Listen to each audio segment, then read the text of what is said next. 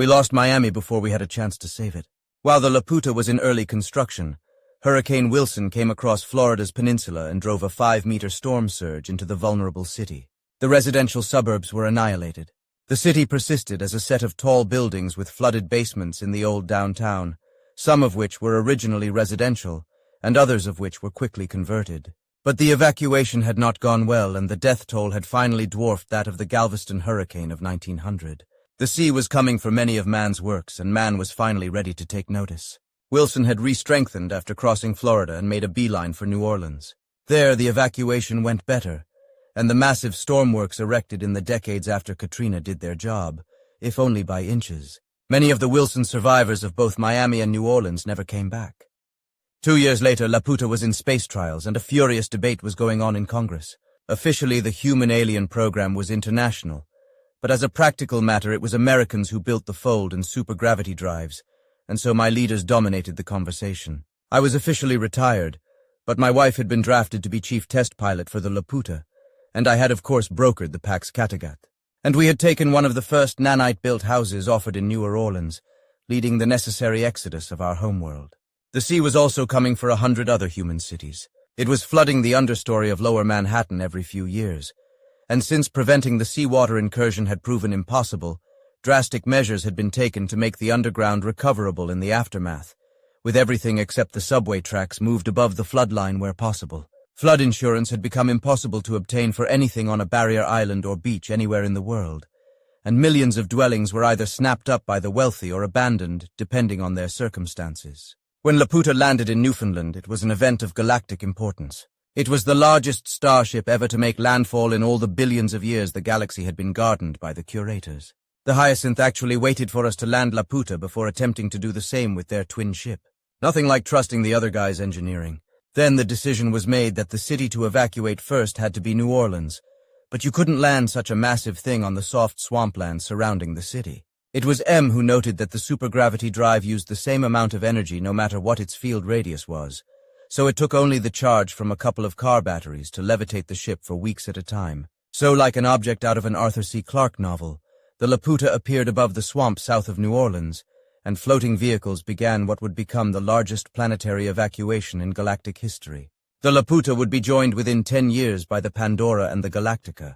We built a new facility for making fold drives and recruited 5 more species to help us building off-world cities. It took 20 years, but we managed to move half our population off-world without any more catastrophes like Miami, even though Earth's seas continued to rise and their storms became ever stronger and more frequent. The consortium which the Hyacinth had started eventually became pretty proficient at making supergravity drives, although their yield never got better than 80% or so, while ours on Earth was over 99%.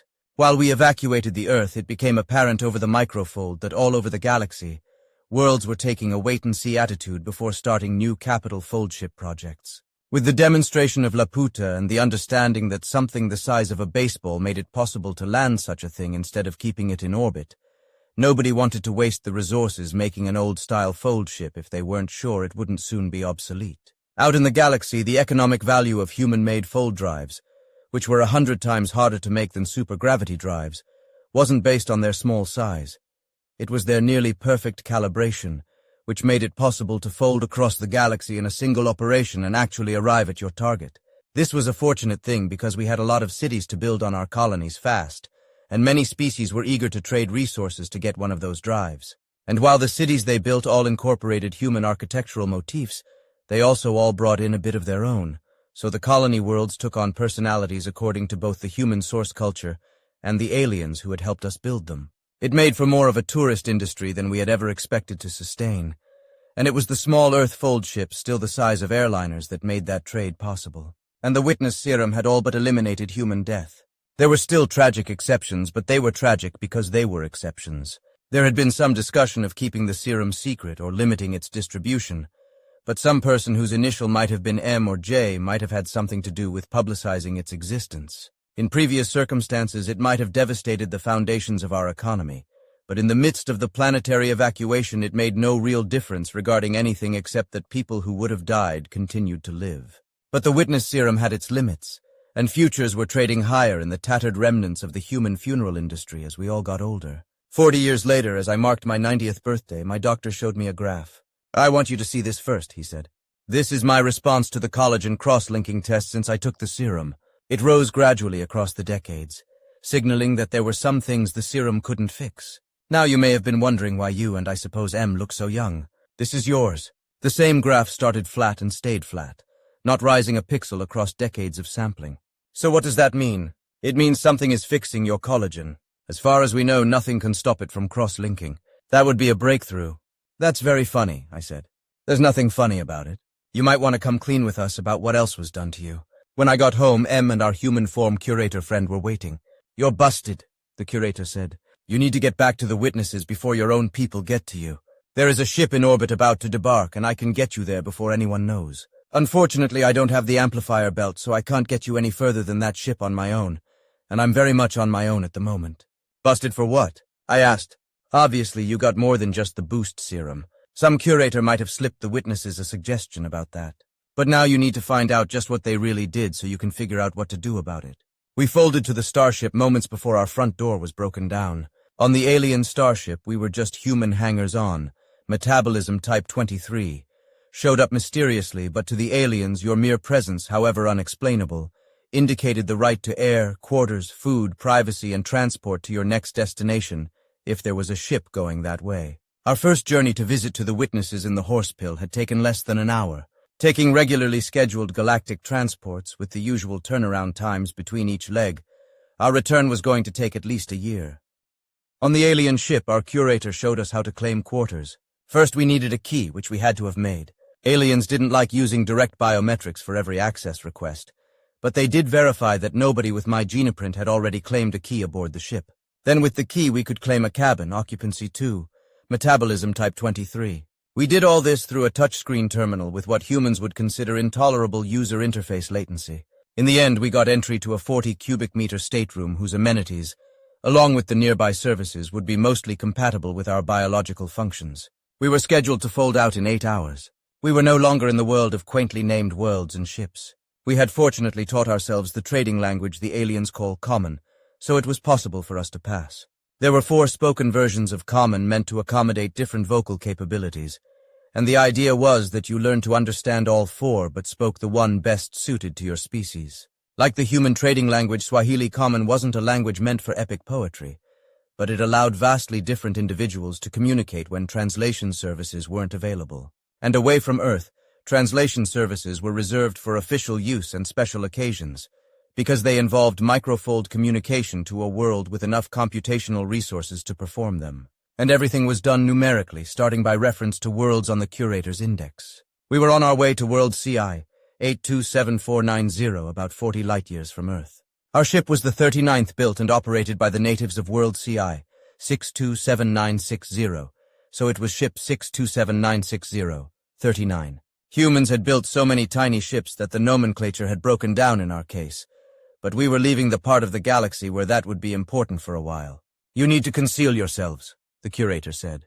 Your human habits will betray you, and I think they can track our personal folds now well enough to eventually figure out where I took you. They will then know where you are going on this leg of your journey. This filled me with panic, but M just said, let me make a list of some supplies we will need. We hid in the stateroom while the curator folded down to the Earth and then, about an hour later, reappeared. This is everything you asked for, plus 2 tablet computers and common compatible power bricks. I have prepped them with the entire curator index and a full table of regularly scheduled transports. This should give you everything you need to find your way to the witnesses. Be careful not to reveal these machines' true capabilities, as that will reveal your origin. The curator showed us several other useful things, such as how to get the ship informational displays to show all the fold chips present in our system. If they come after you, they will not be able to conceal it, he said. Although it will be a bit tricky for you to evade them using regularly scheduled transports. I will alert our agents that you are coming in case they can help. I never quite saw this being how I would start my 9th decade, I said after he left. I don't think either of us ever saw either of us seeing a 9th decade, M said. The world was in big trouble, and people our age tended to die of cancer or end up in nursing homes instead of being indistinguishable from children in their 20s. I'm not going to complain. It's our own people we are running from. They have the best technology. This is true, but I am a warrior, you are a diplomat, and we are both human too. So what's the plan? She dumped out the bag the curator had brought us. It was filled with body paint and a hair trimmer kit. What do off-worlders know about humans? We wear clothes and we have hair on our heads and no mark of the Curators. So we will invert all those things. She opened up the haircut kit and handed me the electric trimmer. You'll have to do me, she said. You want me to cut off your hair? Oh, I'm going to follow up by cutting off all of yours. Even... She glanced significantly at my crotch. We are going to play much hairier beings than we really are that ritually shaved ourselves, thus explaining our current total nakedness. And then painted up, of course, thanks to the raiders for teaching us that art. The last part of the disguise was, of course, the mark, which she put at the small of our backs. It's not very convincing, so our story will be that it's in differently colored hair when we're not shaved, Em advised. Usually when the mark is in fur color, there are also skin differences. Yes, but the body paint would hide those, and I think most observers will casually assume that we traced them. When we were properly made up, we left the room to find typical alien travel bags, which were of course free for the taking at a convenient dispensary. We found a disposal and got rid of our Earth clothes. We kept a few Earth ID items and the tablets in our kits, which we wore over the shoulder in a fashion that had been common throughout the galaxy since long before our own ancestors learned to use fire. After the ship folded, we waited a couple of hours and then checked the system status display. It showed a human fold ship had entered the system mere minutes after our ship had. When we got back to the cabin, it was occupied. Our visitor was tall and covered in thick, dark fur. Her mark of the Curators was bleached white on her chest, where a human female's breasts would be. Let me guess, you walk among these folks, I said as we entered. Good guess, she said in perfect English. My colleague said you were in trouble. Easy to see how. And you saw right through our disguises, I said. Oh, that's just us, she said brightly. I can see your genomic structure as clearly as you can see skin color. You're definitely human. But most of our children will look right past you unless they have been studying Earth pornography. Right now we have what you call a shell game to play. There are 3 regular trade fold ships, including this one in orbit here. They are all traditional forms, so none of them can land, and all depend on orbital transports. And then there are your people who can land but can't dock with the other 2 ships. Since it visits Earth regularly, they can dock with this one, which means... She offered her hands. Are we safe now? Em asked after we got a cabin on the new fold ship. Not really. They have several days, and while our information systems don't record the wealth of data yours do, if they are thorough, and our experience is that humans can be remarkably thorough, they will interview enough passengers to learn of the odd couple that fits no known pattern. I'm not sure if their single ship could detect or track my fold activity, so they will know you are on one of these 3 ships, and if necessary they can deploy teams to follow all 3 to their destinations. This is hopeless, I said, thudding my head against the wall behind me. If it was hopeless, I wouldn't be here, the Curator said. We didn't populate the galaxy by doing hopeless. What do we do then? Keep doing what you are doing. I am contacting our agents on the world where this ship is going. You will not be alone. But then she disappeared. I hope that means she knows they can't track her, I said. Let's adjust our disguises, Em said more helpfully. After we folded, there were soon 2 human fold ships in the new system. I consulted the tablet and found we'd also gone 10 light years in the wrong direction to get where we wanted to be. This being pursued thing would not do. Our new Curator liaison was feathered, very much like the hyacinth, but with a more mammalian, toothy mouth and dark gray feathers. It spoke in the common dialect we call clacky. Your pursuers are dangerously close, it said seriously. Obvious, Em replied in the more human-friendly soft dialect. This has to conclude. Fortunately, our leaders have finally concurred. Please, it offered us its wing foreclaws. And when we took them, we were treated to a dizzying flash of world after world as we folded over and over again, finally settling in the familiar palace courtyard of the witnesses. Before we could voice the question, our host opened its tunic to reveal an amplifier belt. Your home curator convinced our leaders that we had created your trouble, and so we had an obligation, it said. Nothing in the galaxy could follow us now, and we are told that your people do not know of this place. We are mostly sure of that, Em said. I have alerted your hosts, and they are waiting for you, it said. What we did not know at that time was that our superiors were doing a fine computer analysis of the fold logs from the horse pill. It hadn't been tracked to the witnesses by any known entity, but it had kept its own tracking log of what it had done. Following those 40-year-old logs across thousands of light years was a non-trivial task, but they had put some of the best engineers on Earth on the job of tracing our steps. And so the people chasing us did in due course figure out the curator's index of the witnesses' world. The president of the witnesses looked exactly as she had 40 years previously. Em and I did not. We looked very noticeably younger and healthier despite our advanced age. And this was a problem because the boost serum they had given humanity doesn't reverse most of the hazards of already being old. It only slows down further aging. We were naked and in body paint so as to hide our identity on our travels. Welcome back, the president said. We expected to see you again, but not quite so soon. I realize this is not how you would choose to present yourselves to others. We have quarters and clothing for you if you would like to adjust your appearance. That would be nice, M said. In our private room, clothes were laid out for us upon a much more Earth-like bed than we had been assigned on our first visit. After washing off the body paint, we looked at the clothes, and M said, "These appear to be just like the outfits we were wearing on our last visit." "Not duplicates, though," I pointed out. "More like reproductions. They are made with natural fibers. I don't think you can do that with nanites." When we returned to the conference room, there was a buffet of very convincing Earth-like food. We nibbled and sat with the leaders of the witnesses and the feathered curator who had brought us to them. "To begin, we owe you an apology," the president said. "We could not resist the temptation to test our biological understanding on beings who do not have any of the 35 known genetic triggers that create the mark of the curator in various species." "You made us immortal," I asked. "None of us is immortal," she said.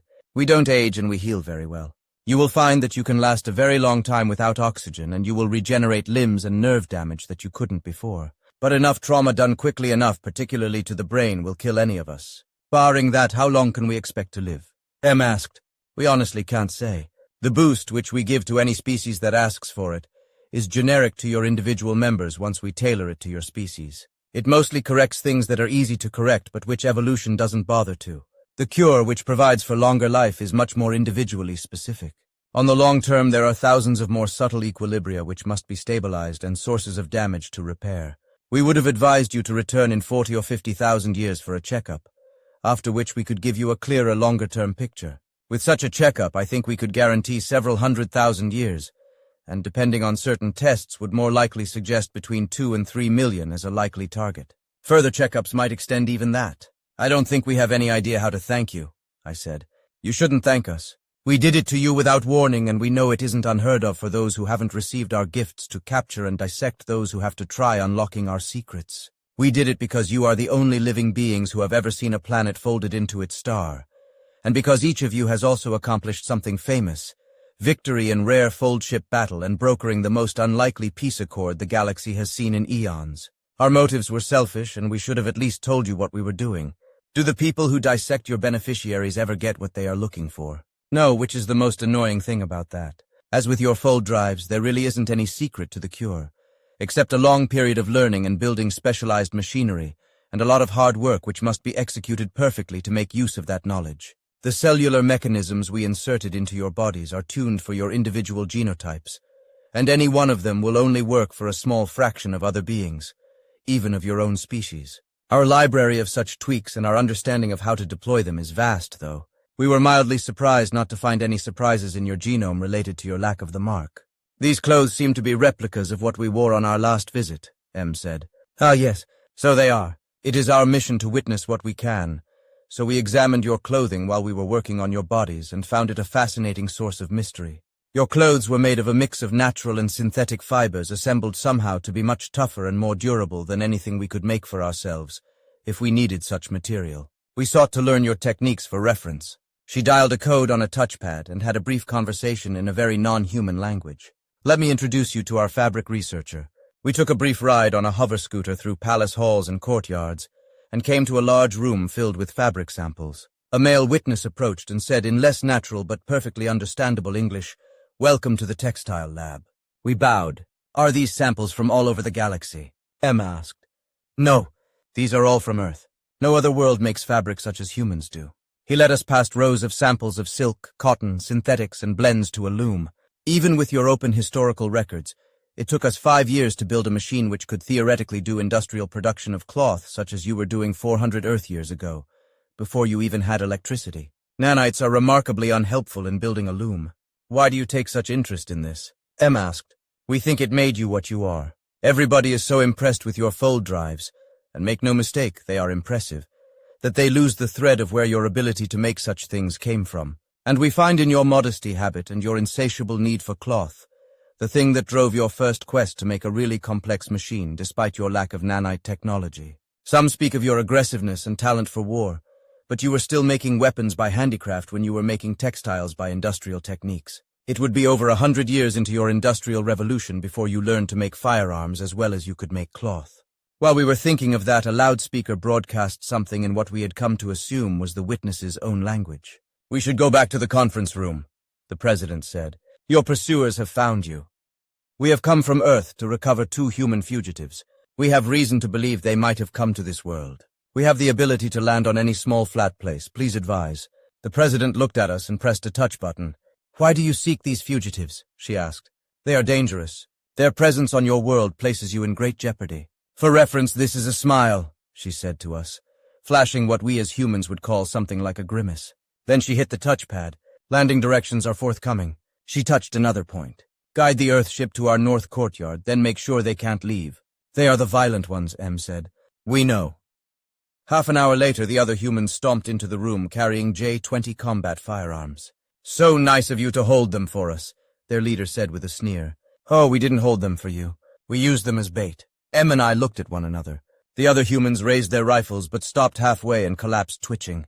"Your real reason for coming here is that you want our technology. Too bad that technology makes it so simple to synthesize a paralytic to target your genome," the president said.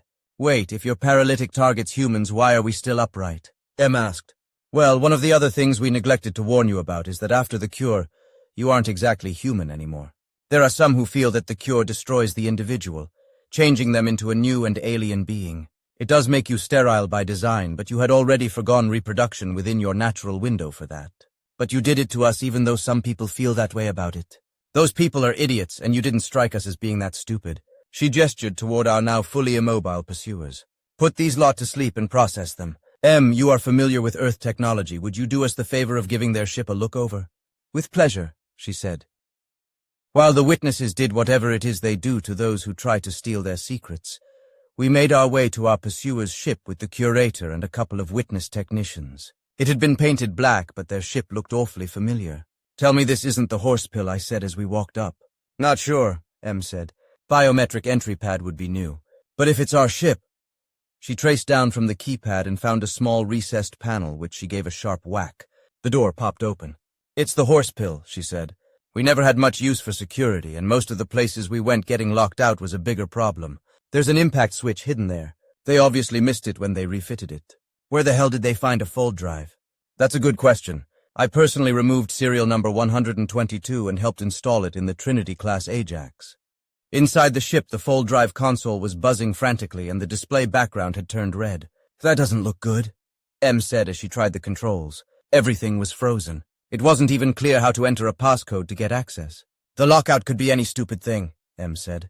"These guys obviously like their secrets." The console let out 5 long blasts and began flashing. "Fold activity," the curator said. "Well, we're still here. If it's trying to fold, why is it not succeeding?" "We operate a fold inhibitor," one of the witness techs said. "Really?" M said. "A member of a certain elder race once told us they would destroy it if we had put an inhibitor online. The witnesses shutter it for us. It takes 300 to 400 milliseconds to form a fold, and the inhibitor is only open for about 130 milliseconds per window. If you don't know the schedule, you can't get through. Oh, and this thing is retrying about every 8 seconds. Let's see if they bothered to hide the diagnostic tools." She went to a panel and rapped it. Like the one outside the ship, it popped open. "Fucking amateurs," she said. She turned the hidden display on and a dense list of control codes began scrolling by. She paused it a few times and said, "What the hell?" "What is it?" "We need to pull the floor. Like right now." There was a tool bag inside the panel beneath the display. It contained a utility knife, which we used to cut the rubber flooring so we could fold it out of the way, and a security screwdriver which fitted the recessed screws around a metal floor plate. A few minutes later, we were looking down at a silver sphere about half a meter across, which was cradled in a nest of spring-loaded electrodes. M pulled a lever on its arm, and the largest visible electrode, right at the top, popped up and away. At this point, the pilot's console protested one last time and crashed out to a command prompt. "Didn't think of that one, did you fuckers?" M went back to the console and tapped a few commands into the interface. "You remember how to work all this stuff after all these years?" I asked, not ironically. "Like riding a bicycle," she said. "I designed this control protocol." She looked at a couple of readings, then what looked like a couple of file dumps, then at a couple of other things a bit more frantically. "This isn't possible," she finally said. "What isn't?" But she had already turned and blown past me and started releasing the electrode holders around the spherical fold drive. When it was free, she asked for me to help her. "Fucking thing masses 60 kilograms, she said, and at her direction I helped her turn it over. On what had been its side was an area of engraved symbols. The most prominent said SN0104. When M saw it, she collapsed on her haunches, as if the air had been let out from her. "It's one of the 8, isn't it?" I asked. She nodded gravely. "The 8 what?" one of the witness techs asked. "The first 8 fold drives the humans made were capable of being detuned," the curator explained. "They were supposed to be destroyed after the event M and J here witnessed, where a world was folded into its sun by that mechanism. So, every fold drive can be detuned. It's why we have the inhibitor. Ours are small and they can be remotely controlled," I said. "Notice nobody was here to operate it. Was it trying to fold the world away? It wasn't just trying to hide itself. It was scrambling the prime calibration constant. New drives won't take anything out of a narrow range we know to be safe. There is only one reason for the drive console to send such a command to the sphere." She went to the console and sat down. Fortunately, everything these assholes know about computer security could be written on a grain of sand in 24-point type. "I'll need a human-made portable data drive and tablet. With these idiots, we can probably find both on board." 4 days later, we watched as our pursuers were led into a meeting, wearing short-sleeved white robes. We had had a bit of an argument with the witnesses about what to call this affair. They insisted that trial, inquest, and hearing were all wrong, but they couldn't tell us an English word for it that was right. "Human Q," the witness running the affair finally said. "You and your associates have been caught pursuing for capture those who have received our gifts, and leaving a trap upon our world which attempted to destroy the entire planet. Now you will learn our response. We don't get a plea or a defense. No, I believe your fellow humans do have questions for you. So where did you get the fold drive?" M asked sweetly. "I got a big asshole," the leader Q said. "Just popped out one day. I pulled the cover cloth that was concealing the fold drive on a stand next to us. Does your asshole have serial number 104? I asked. "Okay, you're good," Q admitted. "But fuck you. One day the people who sent me will get you anyway. Are you really stupid enough to think we would destroy something as valuable as a fold drive just because you don't like what else can be done with it? Well, we did destroy an awful lot of nuclear weapons, and I'm guessing some of the people who sent you diverted this. Back on Earth there will be a hearing and an inquiry, and I bet a trial." Q shrugged. "If the people who sent you don't capture and dissect you first," the leading witness said. We all looked at her. "And why would they do that?" Q asked evenly. "Because we gave you what you came here for. We don't believe in violence ourselves, but we reasoned that it would only be just to make you live with the same kind of nuisance we foisted on our guests. We will of course make sure that all the official channels on Earth are aware of what happened here and what we have done. You made them immortal." I yelled a bit undiplomatically. "None of us is immortal," the witness said, and I slapped my own forehead. "We will need our stuff and our ship then," Q said. "We have confiscated your possessions. We will let you keep these robes in furtherance of your known modesty habit. You will board the next fold transport to Scree. We will give you a comfortable head start to travel elsewhere from there before we let your employers know what is going on." Q looked squarely at M and me. "I will personally kill you both," he said. "You were going to do that anyway," M said. "How's that working out so far?" Later, the president entertained us with her world's best distilled spirits and snacks. "I'm surprised Q didn't lunge for me across the room," M said as she ate something that had once been an actual animal and not nanite ooze. "We reserved a mechanism to remotely paralyze and torture them," the president said, as if this was the most normal thing ever. "It will wear away with disuse once they leave our influence. But they learned that obedience is best while they are our guests." "And what about us?" "Well, we had no reason to implant discipline mechanisms in you. No, I mean, what are we to do? We'll probably end up on the same ship with those assholes. We were thinking otherwise. There is, after all, an unclaimed and operable human vessel available. We were thinking of giving it to you. The fold drive is just like every other fold drive in the galaxy," she completed for me. "I cannot think of 2 beings I would trust more with it.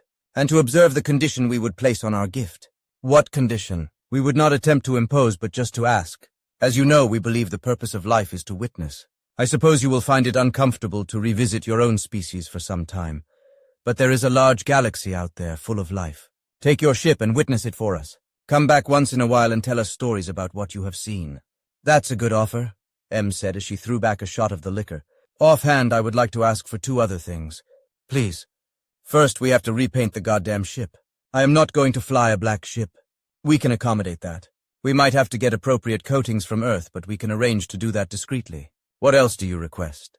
If we are going to be traveling the galaxy, both our clothing and our bare skin will stand out. Could you use your technology to give us fur?" "Very easily," she said.